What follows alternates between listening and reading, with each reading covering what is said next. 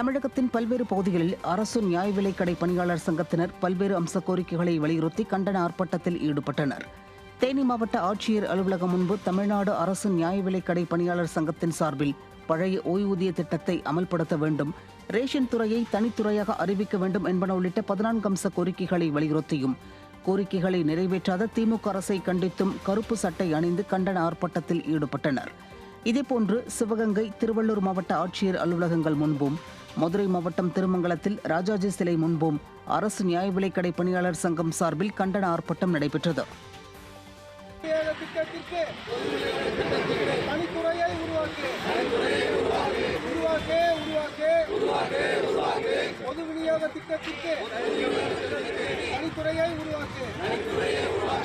பழைய ஓய்வு திட்டத்தை வழங்குவதில் மற்ற மாநிலங்கள் வழங்கினாலும் மத்திய அரசு வழங்கினாலும் இன்னும் தமிழக அரசு அந்த பழைய ஓய்வு திட்டத்தை வழங்குவதிலே பாராமுகமாக இருந்து கொண்டிருக்கின்றது. அதேபோன்று அரசு பணியாளருக்கு இந்த ஒப்பு விடுப்பு ஊதியம் என்பது கொரோனா காலத்திலே நிறுத்தப்பட்டது. இந்த கொரோனா முடிந்த 3 ஆண்டுகளுக்கு 3 நாளைக்கும் அதை அந்த கோரிக்கை வழங்காமல் 2026 ஏப்ரலிலிருந்து வழங்குவதாக தெரிவித்துள்ளார்கள். இந்த அரசு பணியாளர்களுக்காகவும் அரசியலை வேலை செய்யக்கூடிய அனைத்து பணியாளர்களுக்கும் எந்தவித கோரிக்கையும் நிறைவேற்றுவதற்கு முன்வரவில்லை என்பதை இந்த ஆர்ப்பாட்டத்தின் வாயிலாக நாங்கள் தெரிவித்துக் கொள்கின்றோம்.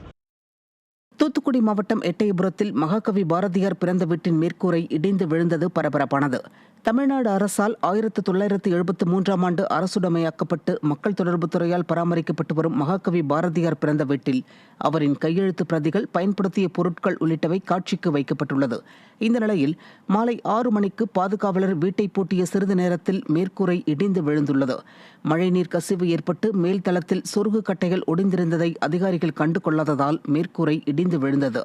நெஞ்சு பொறுக்குதில்லையே, இந்த நிலைக்கட்ட மனிதர்களை நினைத்துவிட்டால் என்று மகாகவி பாரதி எழுதிய வரிக்கு பொருத்தமாக ஸ்டாலின் அரசு அதிகாரிகள் அலட்சியமாக இருந்திருப்பதாக பொதுமக்கள் கொந்தளிப்போடு குற்றம் சாட்டுகின்றனர்.